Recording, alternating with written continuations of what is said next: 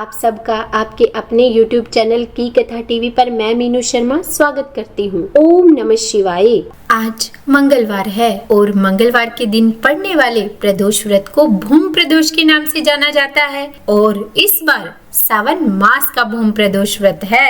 इस व्रत को करने से और इसकी कथा सुनने से भगवान शिव प्रसन्न होते हैं तथा सभी मनोकामनाएं पूर्ण करते हैं। इसीलिए मंगल प्रदोष व्रत कथा अवश्य सुननी चाहिए और साथ ही दूसरों को भी सुनानी चाहिए। तो आइए श्रवण करते हैं मंगल प्रदोष व्रत कथा।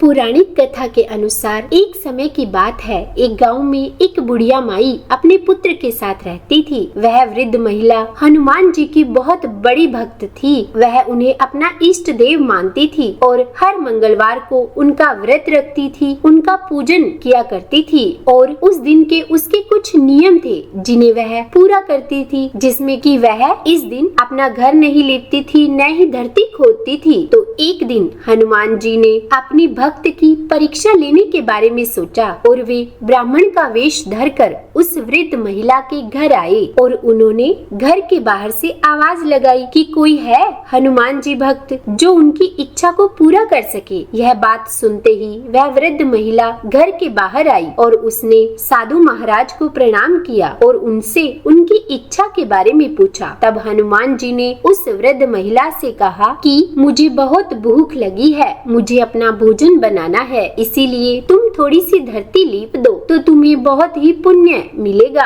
तब बुढ़िया माई ने कुछ सोचकर अंत में साधु महाराज से कहा कि हे साधु महाराज, मेरा आज मंगलवार का व्रत है तो मैं आज के दिन धरती को लीप नहीं सकती। आप कहो तो जल छिड़क कर धरती को गीला कर देती हूँ, आप उस पर अपना भोजन बना लीजिएगा। तब हनुमान जी जो कि साधु के वेश में थे वृद्धा से बोले कि मैं तो केवल गोबर से लिपे चौके पर ही खाना बनाता हूँ। तब बुढ़िया माई ने कहा कि हे साधु महाराज, इसके अलावा अगर आपकी कोई और सेवा हो तो मैं उसे अवश्य करूँगी, आप मुझसे कहिए, पर आज के दिन मैं धरती नहीं लीप सकती। मेरे पास आज जो कुछ भी है वह मुझे हनुमान जी की ही कृपा से प्राप्त हुआ है, तो इसीलिए मैं अपने उन नियमों को नहीं तोड़ सकती। इसके अलावा आप मुझे जो कुछ भी करने को कहेंगे मैं उसे अवश्य करूंगी, यह मैं आपको वचन देती हूँ। तब साधु महाराज ने उस वृद्ध महिला से कहा कि तो फिर जाओ और अपने पुत्र को बुला कर लाओ और उसे यहाँ तुम उल्टा लेटा दो, क्योंकि आज चौके को तो तुम गोबर से लीप नहीं सकती, इसीलिए मैं उसकी पीठ पर ही अपना भोजन बना लूंगा।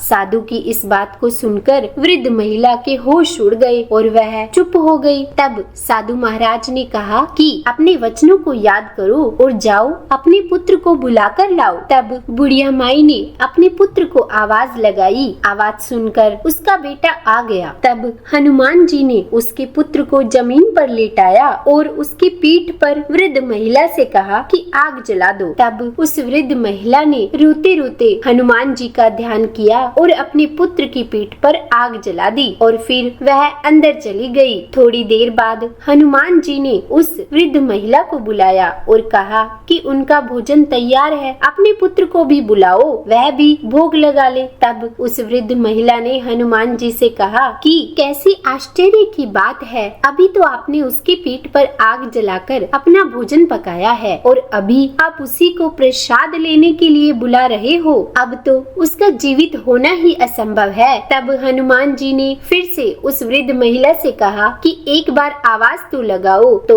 हनुमान जी के वेश में साधु महाराज के बार बार कहने पर उसने अपने पुत्र को आवाज लगाई और जैसे ही उसने अपने पुत्र को आवाज लगाई उस वृद्ध महिला का पुत्र दौड़ता हुआ उसके पास आ गया। उसे जीवित देखकर वह आश्चर्यचकित रह गई और हनुमान जी के चरणों में नतमस्तक हो गई और हाथ जोड़कर उनसे कहा कि हे साधु महाराज, आप कोई साधारण मनुष्य नहीं है, इसीलिए आप मुझे अपना वास्तविक स्वरूप दिखाएं। तब वह साधु महाराज अपने असली रूप में यानी कि हनुमान जी के रूप में प्रकट हुए और उसे दर्शन देकर धन्य कर दिया और फिर वृद्ध महिला से कहा कि तुम्हारा व्रत सफल हुआ है। मैं तुम्हारी भक्ति की परीक्षा लेने आया था जिसमें तुम खरी उतरी हो। तो अब मैं तुम्हें यह आशीर्वाद देता हूँ कि तुम्हें अपने जीवन में कोई कष्ट नहीं होगा। तुम्हारे सभी दुख और कष्टों का नाश हो जाएगा और तुम्हारी सभी मनोकामनाएं पूर्ण होंगी। तो बोलिए